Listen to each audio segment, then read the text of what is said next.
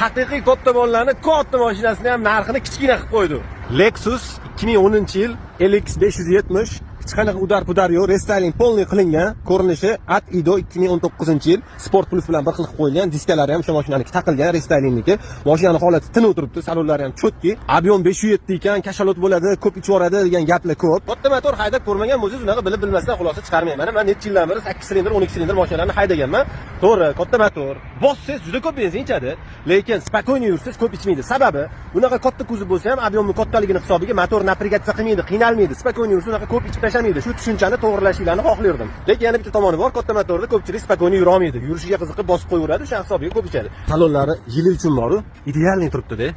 Yana o'sha gap, men ortiqcha maqtamayman, borini aytaman, chunki men buni maqtayotganimga bir so'm pul olayotganim yo'q. Xullas bu bahaybat maxluqni har doimgidek hech qayerda yo'q narxga, prichom boshqa joylardan 1-2 ming emas, 4 ming, 5 ming, 10 minggacha arzon narxda olsanglar bo'ladi. Shu mashinani ham bermagan narxlaridan ancha arzoniga ko'ndirib qo'ydim. Faqat hozir meni kanalim orqali borsanglar, ola olasizlar. Boshqa payt bunaqa pulga bermayman deyaptilar.